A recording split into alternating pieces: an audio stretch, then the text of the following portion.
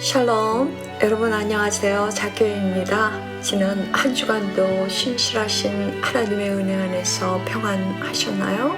이곳 제가 사는 마이애미는 요즘 매일 오후마다 반가운 소나기가 잠깐씩 다녀갑니다. 덕분에 습도는 좀 더 높아지지만 그 짧은 비가 선물해주고 가는 시원함으로 마음이 한결 가벼워지는 그런 하루하루를 보내고 있습니다. 여러분도 계신 자리에서 잠시 주위를 둘러보시면 이렇듯 평범한 일상 속에서도 우리 삶에 작은 활력을 불어넣는 그러한 순간들을 발견하실 수 있을 거예요. 특히나 지치기 쉬운 늦여름 더위 속에서는 더더욱 그렇게 스치듯 지나가는 작은 순간들을 붙잡는 것이 이 더위를 이겨내는 소소한 한 가지 방법이 되지 않을까 생각합니다. 그 짧은 소나기가 주는 시원함처럼 오늘 말씀을 통해 우리의 영혼도 그리스도의 새로운 은혜로 신선하게 채워지는 귀한 은혜가 있게 되기를 소망해 봅니다. 말씀을 시작하겠습니다. 지난주까지 좀 길다면 길 수도 있는 4번에 걸친 로마서 서론 부분을 마치고 이제 본격적인 본론에 이르렀는데요. 이렇게 서론과 본론으로 구분하지만 사실 18절부터의 내용은 17절과 연결되어 그 설명이 시작되고 있다고 볼 수 있습니다. 왜냐하면 지난번에 살펴보았던 17절에서 믿음으로 믿음에 이르게 한다라는 선언 이후 18절도 동일한 접속사 가를 왜냐하면으로 시작하기 때문인데요.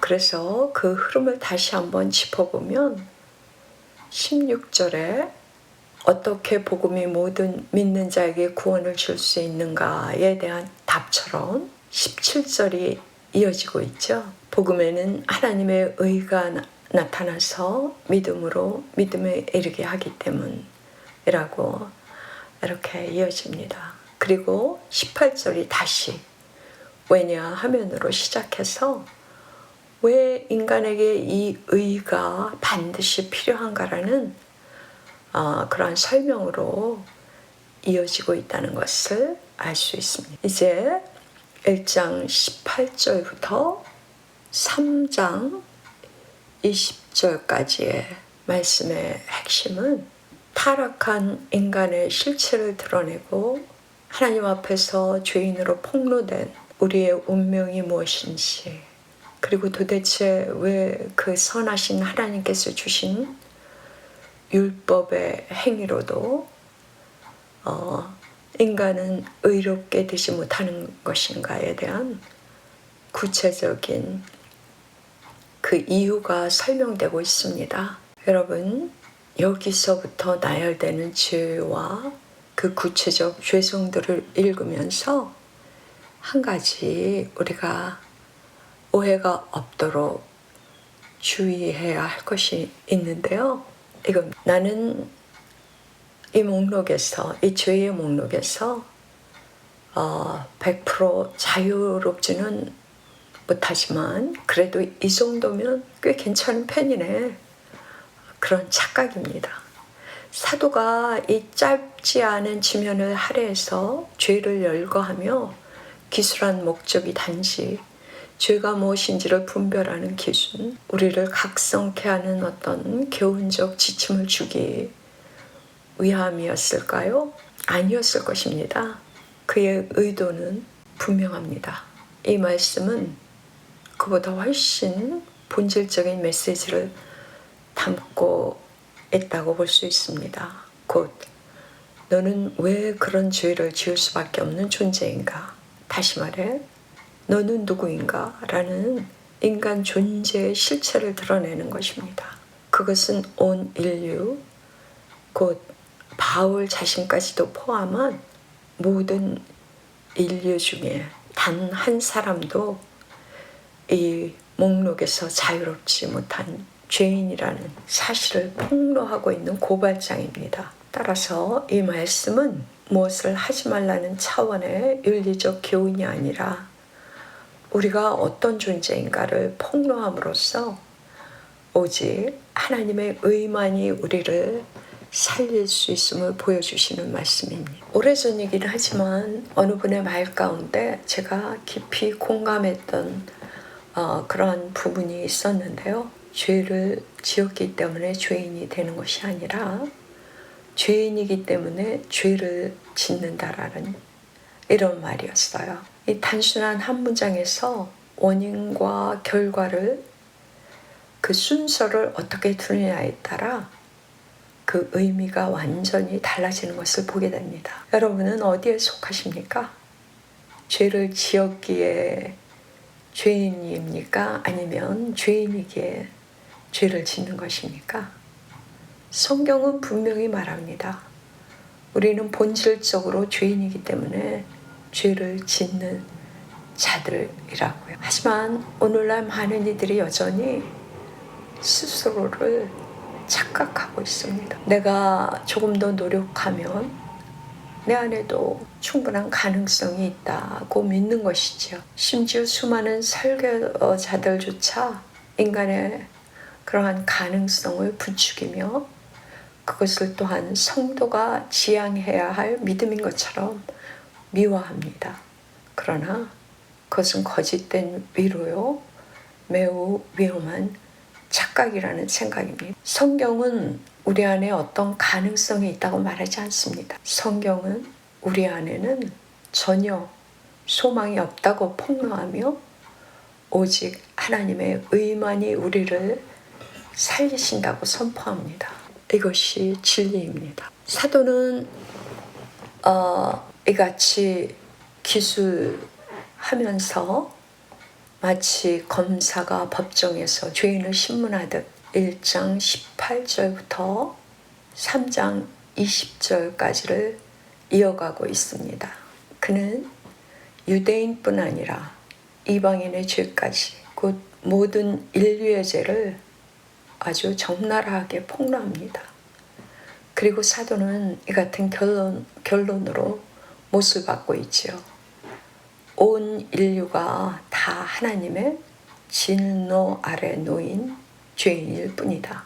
이것은 제 말이 아니라 성경의 선언입니다. 로마서 3장 10절에 보면 기록된 바 의인은 없나니 하나도 없으며 라고 선언하고 있지요.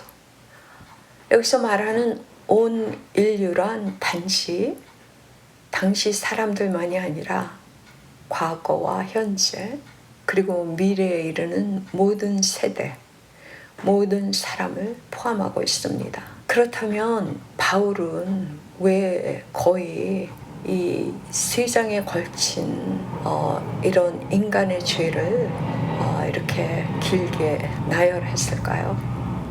앞에서도 살펴보았듯이 그 목적이 단순히 죄를 지적하여 각성시키려는 게 아니었다면 무슨 의도로 이렇게 어둡고 절망적인 그림을 그려가는지 궁금해집니다. 그러나 그의 의도는 분명합니다. 1장 16, 17절에서 복음의 능력과 하나님의 의를 바울은 선포했지요. 이어서 1장 18절부터는 사람들의 경건치 않음과 불의에 대한 하나님의 진노를 서술해 갑니다.